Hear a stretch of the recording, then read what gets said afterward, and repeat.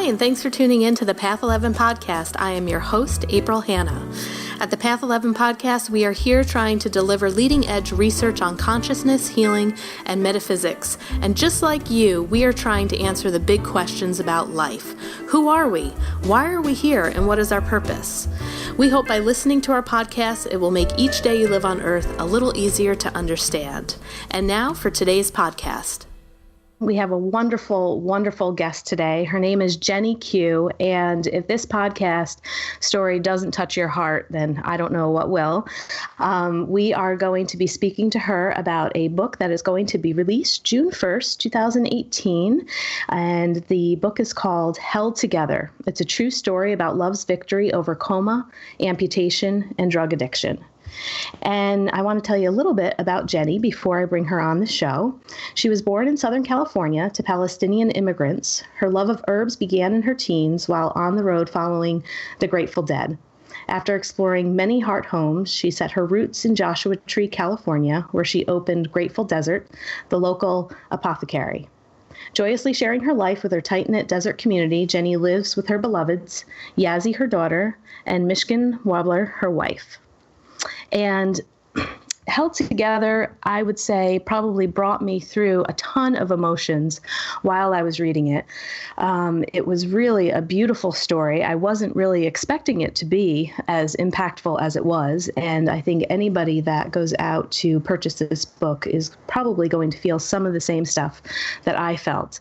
And in her book, one of her friends wrote a little something that I really think summarizes the story. And he says, her teaching is our teaching, and her lesson, our awakening. And I don't think that that could be more true after reading this book. So, Jenny, welcome to the Path 11 podcast. Well, thank you so much. I'm so happy to be here. Yeah. So, wow, I'm a little overwhelmed from reading the story. I'm still processing a lot of emotions. I've highlighted many different pages of different things that people spoke about and wrote with their letters throughout this book. And it's, I guess, gosh, where do we even begin? I'd like you to maybe let our listeners know how you actually put Held Together, because it's not your typical book, and it's 432 pages. And I looked at it, I was like, oh my gosh, but it was a quick read. And I don't know if I'm considered to be a quick reader or not, but when I picked it up, I didn't put it down for about 3.5 hours later. So you are a quick reader. Okay. All right. It was captivating. So can you explain, because I think it would be helpful as I'm going through and want to mention some of the different pages and what people wrote, what I'm referring to, and how you brought this book together. Well, the funny thing is the reason that the book even, kind of ended up in the form that it is because when I was considering writing a book, I was really sick still. I was just out of the hospital. I was still in and out of the hospital, still getting sick. And I really did want to put my story out there because, while it might be about my medical event, it really is much more deeply about this community that held me together. But the idea of writing the book seemed completely overwhelming. So a group of my close friends and my wife and I came up with the idea of collaborating with my community, who actually was there to hold me. And so I reached out and I put out a call for submission and asked people to write how they were affected by the story or what their perspective was about the story. And so I got a whole bunch of submissions in, and then I took each one and I cut them up into little bits and pieces and then wove them throughout my own writing. So everybody gave me just one document, and then I kind of ripped them up and created one big cloth, if you will, from those with my own writing. I wanted it to amazing. Read, it's so cool. I wanted it to read almost like a novel. Yeah, it really did. It was amazing how all of these different stories came together from everybody's different perspective and how they were going through this whole process with you. And it just really turned into such a magnificent story. And I absolutely loved it. So can you tell our listeners just kind of how this all unfolded with going into the hospital for what seemed to be a pretty simple routine medical procedure, and then a few days, I think it might have been a couple of weeks later, here you are in like the battle for your life. Yeah. I did go in for a very minor procedure. Actually, after the event, I had maybe 10 specialists, surgeons, tell me that they had never heard of a complication from this procedure. It was maybe a couple centimeters of a incision. And so it was, of course, an outpatient procedure, and I came home the night of the procedure and woke up in the middle of the night very ill. And my then brand new girlfriend, was worried and called the doctor in the morning, and the doctor said it was probably fine, and I was probably sick because of the pain meds. But it was 48 hours after I left the outpatient office that I was in the ER. So it was very quick. The incision became infected and then went septic or into my bloodstream. And so when I ended up in the hospital 48 hours later, I was in shock. I barely had a blood pressure. I was 55/20 and could have died right there. And then not long later, hours perhaps, I was in a coma. Yeah, and that coma lasted for 7 days, 8 days, was it? 6 days. 6 days. 6 days. Mm-hmm. Mm-hmm. And, the thing is that in my memory, the coma might have been for 6 days, but I couldn't actually move and wasn't really in the world for months. So even though, I was able to respond to people only with my eyes for a really long time.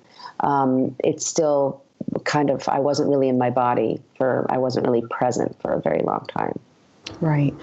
And then coming out of the coma, there were so many other, medical complications, which eventually led to the amputation of both of your legs, your fingers as well. Yes. And then really having to basically learn everything all over again. That's correct. Yeah. Yeah. So one of the things that I found touching on so many different levels, reading some of the stories of your community and how they were feeling the shock of hearing, you were in the hospital. There was a little bit of, I don't want to say secrecy, but, there was that theme throughout the book that your family tried very hard to really not put everything out there and keep probably their own sacred space for themselves. Mm-hmm. So it sounded to me like there was a lot of angst amongst your community and friends, like, what is going on? Mm-hmm. And having had the personal experience of some friends go through medical things and also being very attuned to Reiki energy and healing energy and things of that sort, I also felt what some of your friends were going through when they were praying, doing distance Reiki, sending you energy, creating altars for you, and just like holding on to that hope. And then I also kind of was really impacted as well by one of the first stories that I highlighted looked like your friend Eric, and it was entitled Singing Songs, and just this longing and this description of him bringing his guitar to the hospital, but really not able to get in, and then just finding this patch of grass and just hoping that these notes and these songs would get to you. I mean, I really went through a variety of emotions, from crying to feeling hope to feeling fear and scared, like, oh my God, is she going to make it? Obviously, I knew you did because I'm talking to you now. But one of the things that really touched me was, it really made me think about consciousness and healing. And one of my teachers is Tom Campbell, who our audience is very familiar with. We have him in our documentary trilogy series. But one of the things that he told me when I was working with him on a couple of other people when we were doing some distance healing was he said that, April, you can always change. There is a probable future outcome that can be changed. And if there's enough people involved, that there is that probability that the outcome could change. And as I'm reading this whole book and I am listening to the stories of how these people were praying for you, holding healing circles, sending you distance Reiki, I know that our consciousness system is really rooting for us to succeed and not hurt us. Mm-hmm. And I felt that the power and the multitude of how many people would be impacted had you died, I don't think would have been beneficial for the overall kind of consciousness system to kind of feel hope or believe in healing. So I felt that collective consciousness that was holding you and holding that space for you. And they were warriors. They were not giving up. I wondered, as I was reading it, wow, did this collective consciousness really change the outcome of maybe what the other end of the fate could have been? I don't know. Do you think about that at all? Oh, yeah, absolutely. Actually, my doctors also thought about that because for the first week, the doctors kept telling my family, well, please prepare yourself. Jenny will not survive tonight. They kept saying that over and over to my family because when people go through DIC, and in nursing school, we studied this too, you die. That's basically what the outcome was that people expect because your organs all shut down and you bleed out.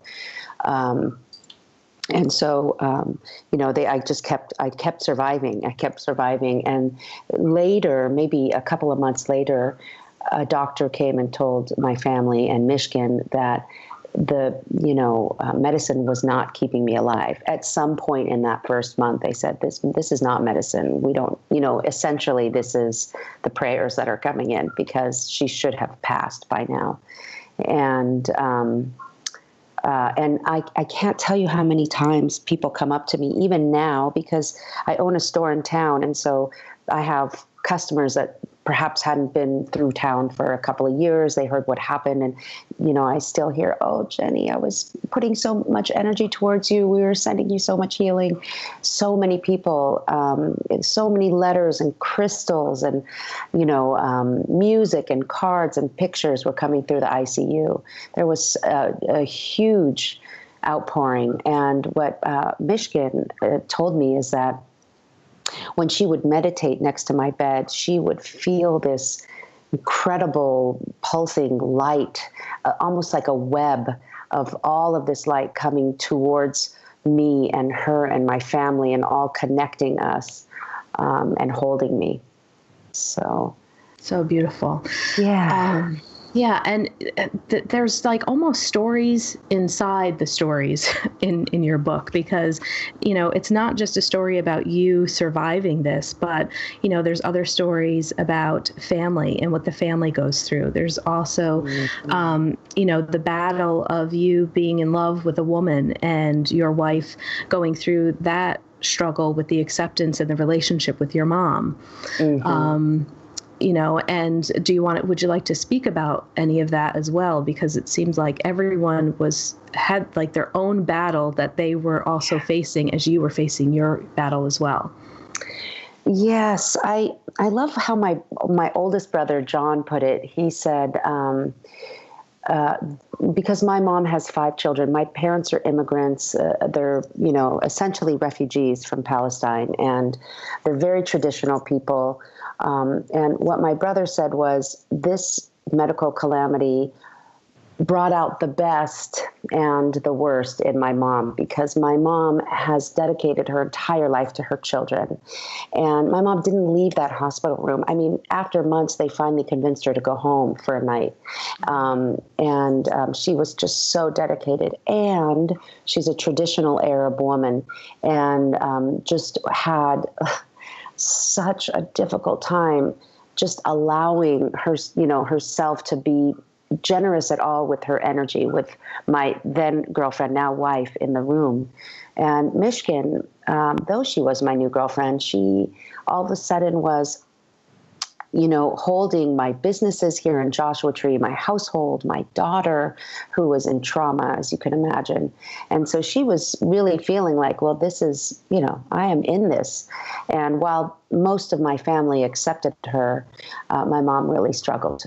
And again, she was traumatized as well, and just couldn't even expend any energy to be polite or nice. And Mishkin was also traumatized. So she, it was kind of explosive in that realm. So I guess while I was still in and out of the coma at one point, my mom was on one side of me and Mishkin on the other. And while I was still away, I grabbed each of their hands and put them together over my body to try to have them hold hands and try to make them see each other. And so that's even in my other place, I was really trying to bridge them. And my mom, is such a complex person, a deep, loving, devoted mom, and also just not accepting my life in the way that it is. So right. And I know that, throughout the book too, towards the end, you could tell from your writing that there was this hesitancy and almost this holy shit moment of, am I really going to put this book out there? Yes.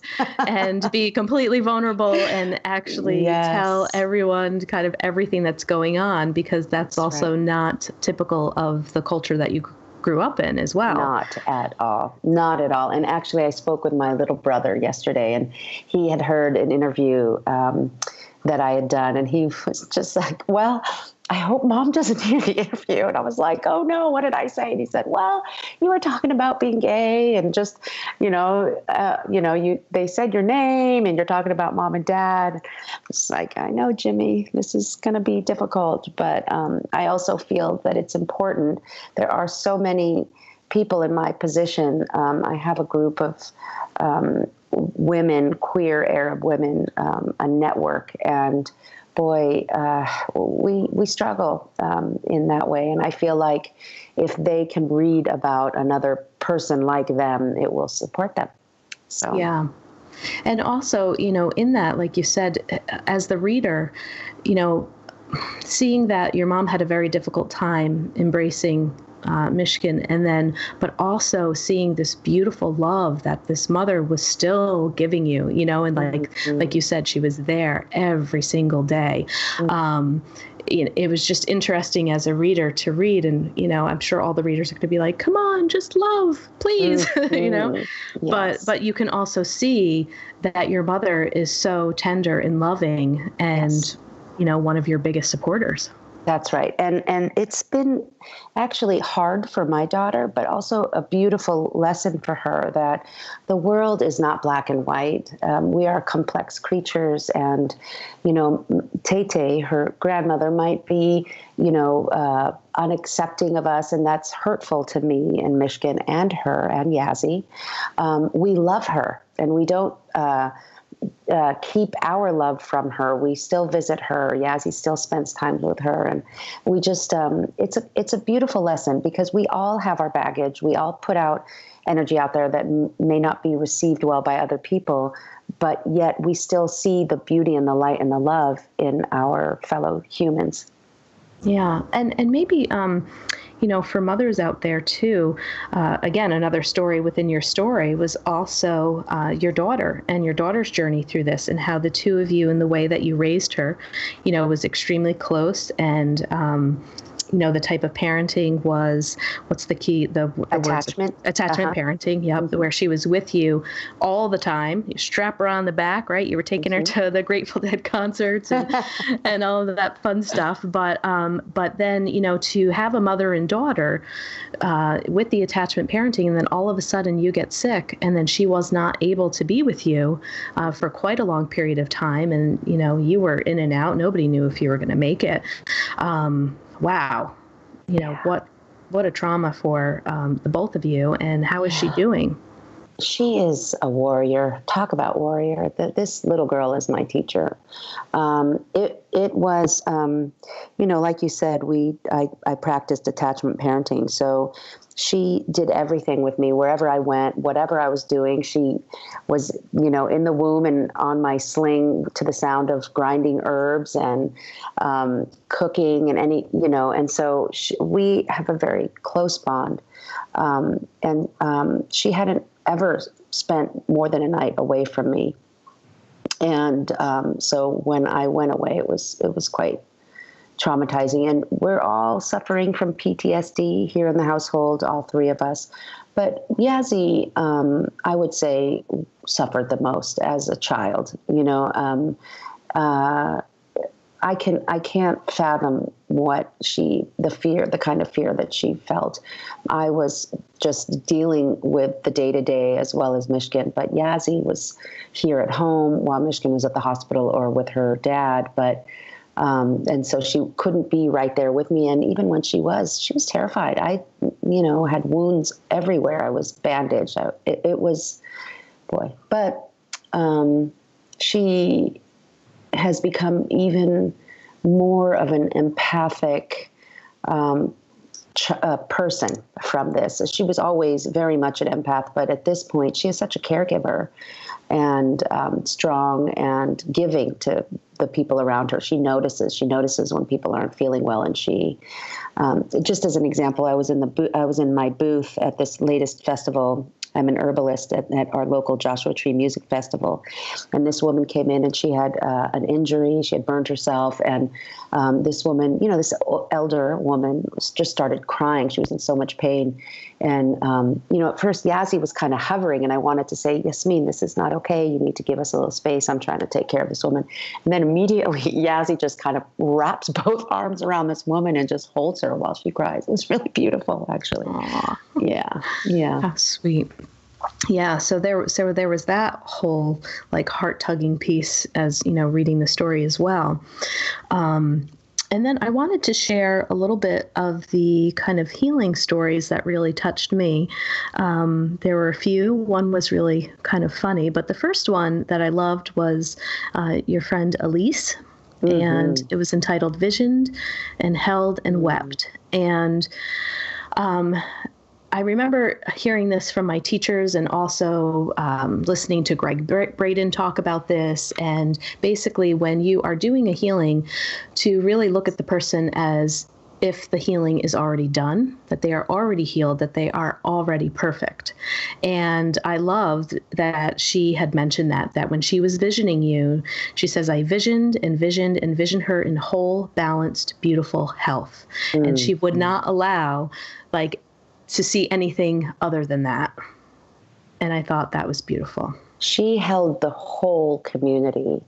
April, if I could only tell you how much she was such a solid ground for people here in Joshua Tree. So many people told me that Elise gave them hope, because she would put out texts saying, today we're going to meditate on her blood flow. Today we're going to meditate on her legs. And she was a lifeline for many people. And she is very fierce. She is a very fierce woman, and she would not accept anybody in her presence that would take away any of that vision of me whole that you're talking about. She is a shaman. She is a strong local community healer. Yeah. And I think, any healers reading your book, or they don't even have to be healers, but anybody, I think really reading your book can take a piece away from the teachings of some of your friends in the way in which they held space for you. So if a reader grabs hold of your book and they have somebody that might be going through chemotherapy for cancer, let's just use that as an example, that they could use that tool to just envision their loved one completely healthy as if they are already healed, and then to just use that within their meditation and their prayer. So I also see held together as a teaching manual in many ways as well. I had a nurse tell me that. She came into my store, and she is an ICU nurse and is on the sepsis team. And she did say she wanted to use this book when it came out to her nurses, actually, to help, because they have, most of their patients are in a coma or unresponsive. And so to read what I actually went through could help them see or understand the patients more, because I did go through nursing school, and you learn so much stuff, but as a patient, it's a completely different or deeper story. Right.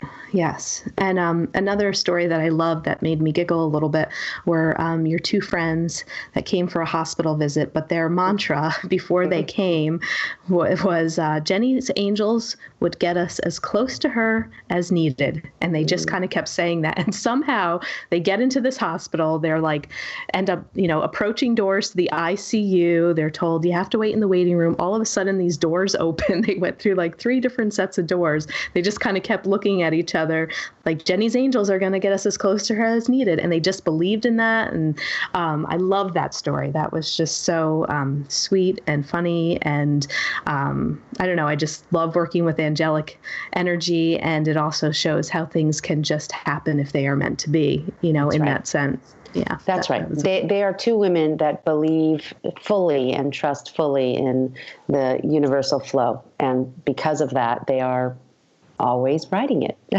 Yes. And also a part of their story, again, another teaching moment and something that I know that I will probably use down the line, was a story that they remembered of a young boy who was kind of in a similar situation. And the father of the boy had wrote how he would invite friends and family to visit to offer energy, and for that energy to be used freely for the purpose of the patient. Mm-hmm. So it was kind of like, here is this energy and take it as you need it. It said, drink from this cup. And that was the feeling of their prayer. So that's another thing that people can think about, when you are visiting somebody in a hospital or somebody that is going through something pretty tough. It could be medically, it could be spiritually, but if you are surrounding them, I kind of looked at it as leaving an energetic imprint for the patient to be able to use. But if people set that intention before they leave, what a beautiful space of energy to surround the individual that needs to heal. Mm-hmm. I think many people did that, whether they knew they were doing that or not, when they sat in meditation and held me. Yeah. Yeah. Gosh, I could go on and on and on with all of these different pages that I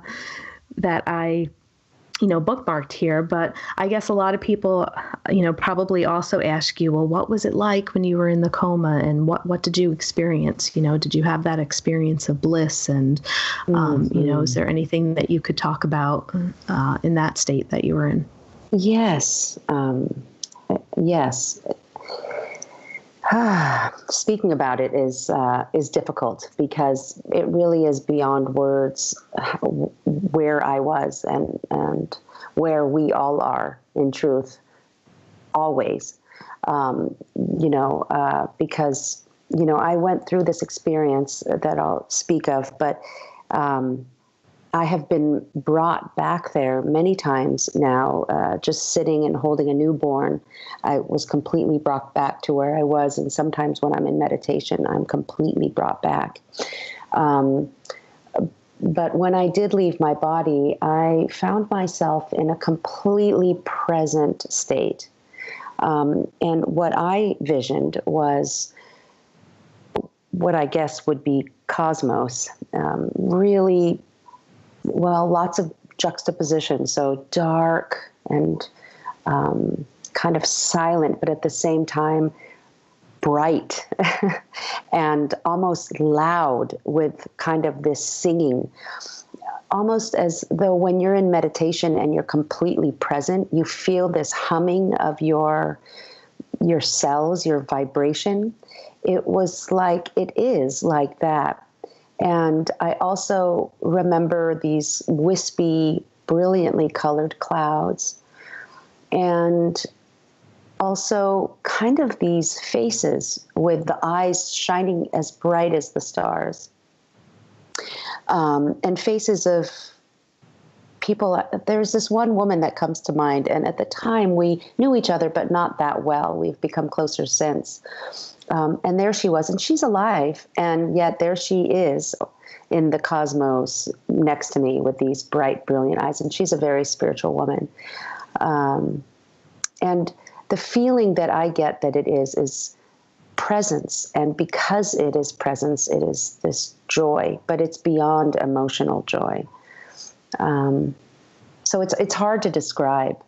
But the good news is that when I did pop back in my body, because sitting there in that place, I then had, and there was nothing, it's not like it felt like, wow, this is amazing. There isn't the mind. There isn't this rolling dialogue that we have in our day-to-day lives. It just was. And then appeared or was my grandmother on my mother's side, who was my teacher. And then there was this bookshelf that had things from my life on it. And when I looked up the bookshelf, at the top of the bookshelf was a book of my daughter's. And then immediately I snapped into my body. And I was still in my body. I was still in a coma, but I was now kind of like aware of the hospital or my physical self, almost as though I were asleep. And so say you're resting and someone walks into the room, but you're too tired to open your eyes and acknowledge them, but you can feel them next to you. It was like that when I came back into my body.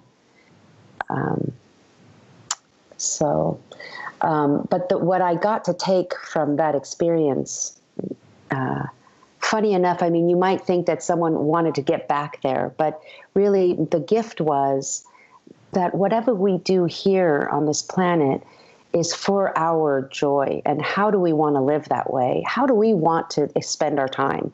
Do we want to spend our time joyful? Do we want to spend our time stressed out or worried or depressed? Or we get to choose that? Well, we don't get to choose our situations. There are people starving.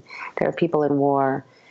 But in general, how we live, how we feel doesn't matter, because when we get to that place, it's the same. It's not like there's this reward thing and some people are drinking nectar and others aren't, or it's just we all are. And so it kind of gave me this freedom of the stress. Well, okay, I can be stressed about the bills or whatever, but really it puts it all into perspective for us that when we're all done, this is just a moment, these physical bodies, this is just a moment.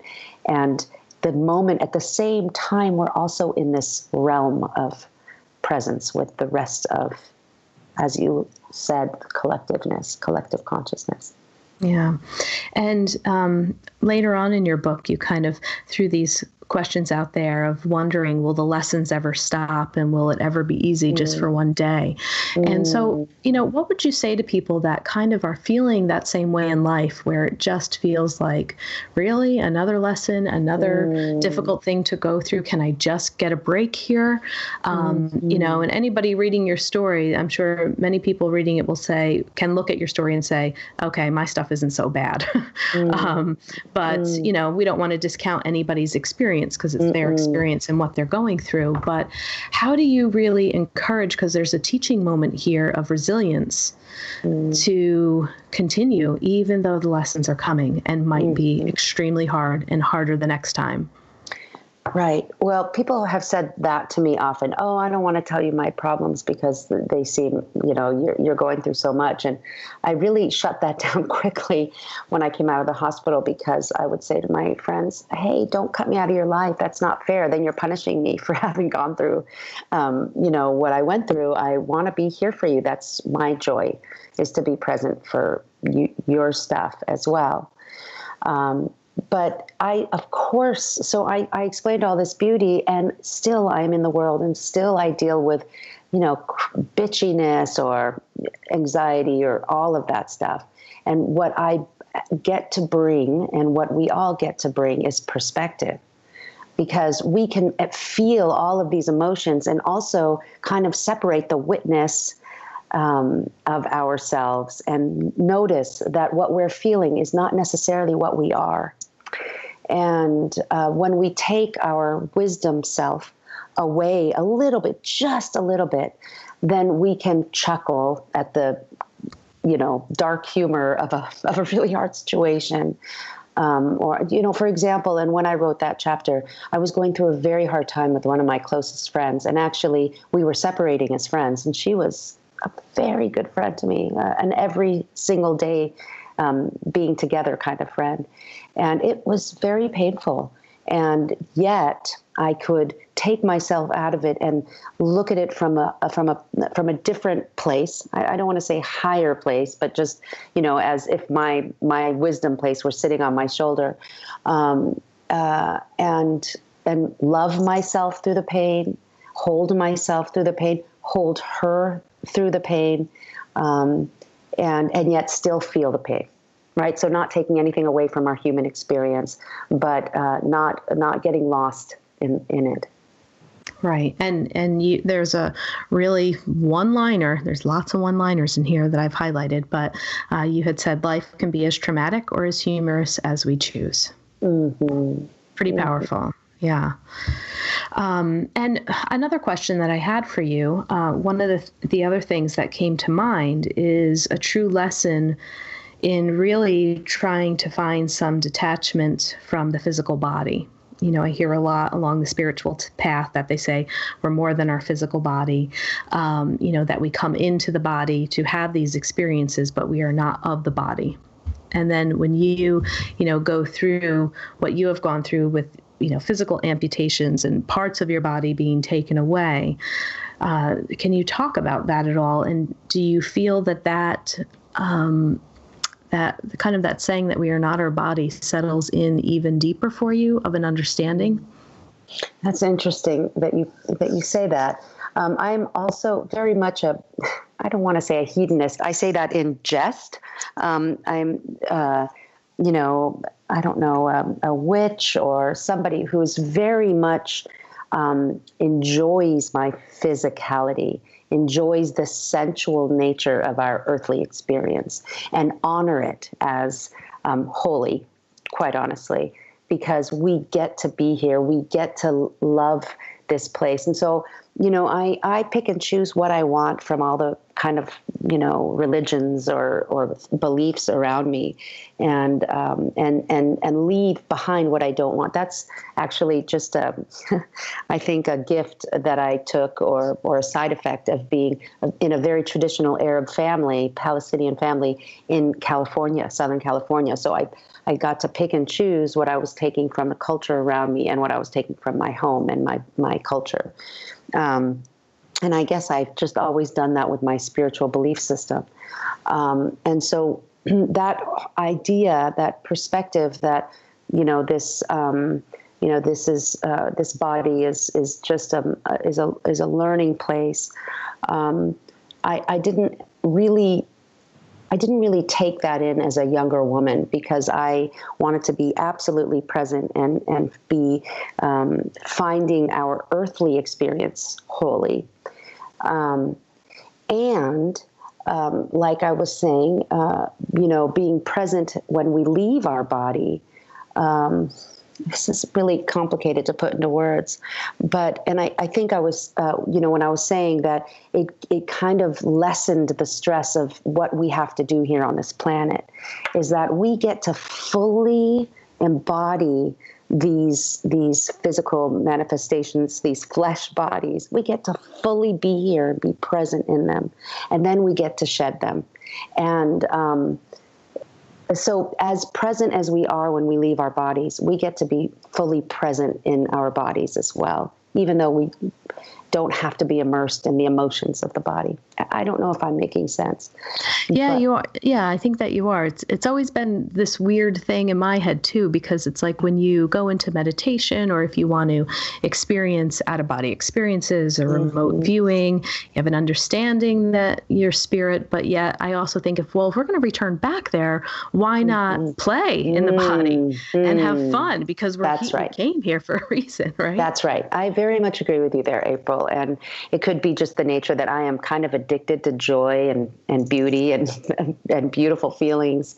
And which is, why I choose to be so joyous here. People ask me all the time, gosh, you're so happy. Look at you. You're in pain, this, that, and the other. And it's like, well, I love to be happy. I love to, enjoy what is around me as much as possible.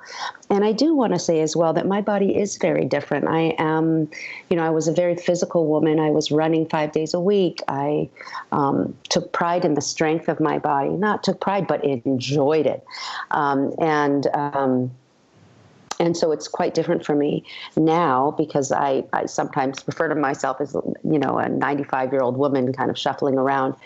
But I have been really falling in love with my new body as well. I look like a creature, and I'm kind of enjoying it. My whole skin is patched up because I lost a lot of my skin. So I kind of look like the moon, it's all cratered. And, my fingerless hand is just like this little paw. I mean, I'm really starting to kind of get into this new weird physical definition of myself as well. Yeah. And, I think any woman that has struggled with her body image at all, you also mentioned in your book throughout that you struggled with that before all of this, so there is that acceptance of learning to love the body in which we inhabit. That's right. Yeah, absolutely. So I know that one of the messages that you also wanted to bring forth in this book is also kind of being an advocate for people who do have some sort of a disability, or maybe they don't look like a full-bodied person. You gave an example in your book when you were in a store. I believe you were in your wheelchair at the time, and you were with your wife, and you were asking the sales associate questions, but she wouldn't look at you and answer you. She would give the answers to your wife. And I remember that being a very tough moment for you, very emotional. And I know that, in part of now having this experience of what it's like, you also want to be a voice for people who, we don't all look the same, right? Mm-hmm. So if we don't have all hands, feet, toes, if our skin looks different, to give that message of love and coming back to loving yourself is also important for this journey. Mm-hmm. That's right. Definitely being an advocate for people who look different.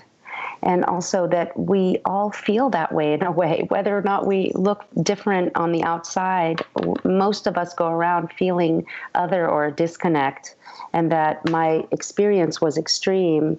And yet it is really just an extreme of the experience that most of us are having, and how to find our self-love and love for those around us in any situation. And what advice would you give to people, let's say, that do come into your store that have no idea what your story is? They're not a part of your community.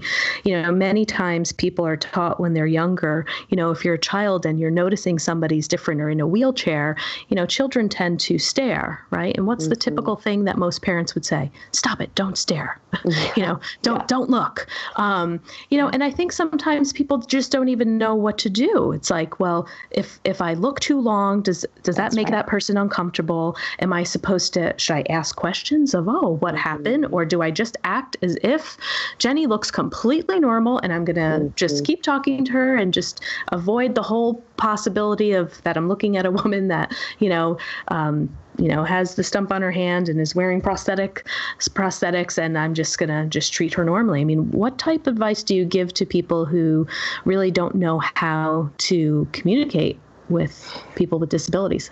I think that a couple of months ago, I might have given you a very sure answer, and that is that I usually tell parents not to apologize to me when their kids are running up and asking me questions, because I tell them it really is refreshing, actually, when people ask me, not just children, but children are just, they're bold and they're curious and they're honest, and I love that. I love it when people ask me. I actually post pictures of my stumps, which most amputees do not do, because I want people to get to stare in the privacy of their own home, so that when they see disabled people, then it's not the first time. You can't help but people are curious. I'm curious.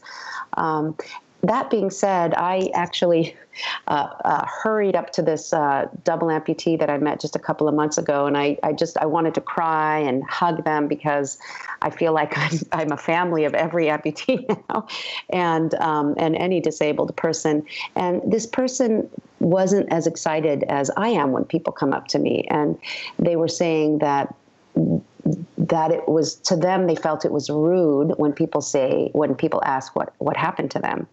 And I was really shocked, actually, because I love it when people ask, because we are usually, I just assume that people are curious. So when they ask, I go into it and I connect with people, but I guess it really is a personality thing. This person has been an amputee for 20 years. And so, and they were young. I think they were 18 when it happened. So perhaps they just have a different perspective. But for me, I welcome it. And, of course, I have my days. So some days, being stared at is a little, I have a little less patience. But in general, I think, just for any disabled person, looking over and looking down and looking up and acknowledging them just like you would acknowledge somebody else, and not necessarily, people, I feel it when people are shocked, and it's not a negative emotion that people are having. It's a surprise because I am an anomaly. And so to maybe, just acknowledge that you're, oh, wow, and smile, is just fine. And I have to tell you, so many people when I'm walking by just say, what a warrior, or, bless you, or, I get a lot of kind of that response as well. And that's sweet. Yeah. Well, Jenny, thank you so much for your vulnerability, for putting your story out there, for sharing your community with me and with all of us and anybody that reads this. And again, for our listeners, the book is called Held Together. And where can they find it? I know that you're going to be releasing it very soon in June. Where will it be sold? Well, it is going to be in many venues. You can go to my website, heldtogetherbook.com. It will be also on Amazon and Barnes & Nobles, and in my store at Grateful Desert, and on my website, gratefulDesert.com. And we are going to be, if anybody is out here in the desert in Joshua Tree, having a big release party on June 9th. And my wife wrote a record at the same time that I was in the hospital, wrote many songs, spells to keep me alive. Beautiful, beautiful songs. And she happened to be finishing at exactly the same time I was finishing my book. So we took that as a strong sign that they were supposed to be a collaborative event. So we are actually creating a performance piece with my writings, and community members will be speaking their writings and myself, and weaving the Michigan songs into the book reading performance. And her record is called Trust and the High Wire. And that will also be released on June 1st. And I believe that would be on MichiganWarbler.com. Yes, her website, MichiganWarbler.com. But they really do go hand in hand, because her record is the story of us meeting in my disability. And my book is weaving around her as a musician and my partner. So it really is lovely. Yeah, that sounds beautiful. Well, good luck with that. I don't think you're going to need it. I'm sure there's going to be a ton of people there. And if people want to stop by your shop, the website is gratefulDesert.com. And where are you located exactly, the physical store? The physical store is in downtown Joshua Tree, which probably has about 10 stores, but we're right on the main drag, snuggled in between the Joshua Tree Health Foods and the Natural Sisters Cafe. Wonderful. Yeah. All right, Jenny. Well, it was a pleasure just meeting you virtually here. Yes. And I think one of the things the next thing that I would love to read is all of the medical people that worked with you, and to see like a second book and their stories, and having you put that together, because I think that sometimes there's a little bit of a disconnect overall in the larger picture between the medical community and stories like this, and you tend to have doctors who are brave and will come out and talk a little bit more about the mystery of this, and how you really can't explain it with science and the medical training that they had. And I think we need more of that. Oh yeah, these one of my surgeons wanted to be filmed for an interview that we did. He couldn't make it, but two of my ICU nurses did come and were interviewed. I mean, I have so much support from the medical community that saved me, that kept me here. So awesome. Yes, that is the truth. I just wanted to thank you, April, for holding space the way that you do with your podcast, and holding me as gently and solidly as you did in this experience, in this interview. I appreciate it. Oh, thanks. You're welcome. And, let the nurses know, if anyone in your medical community would like to come on the show just to also give their perspective, we would love to hear from them. I think it would be a nice follow-up, and I bet our listeners would love that as well. I will reach out to them. Absolutely. Okay. Yeah. All right. Well, I thank you so much, Jenny. Thank you so much. If you want more information about our films, visit our website, path11productions.com, to purchase DVDs or to rent and stream each film. You can also find our trilogy of films on iTunes, Amazon Prime, and Gaia.com. You can still use our smartphone app for both Android and iPhones. Just search for Path 11 in the Google Play App Store, or if on an iPhone, look for Path 11 in the iOS App Store. Catch you next time.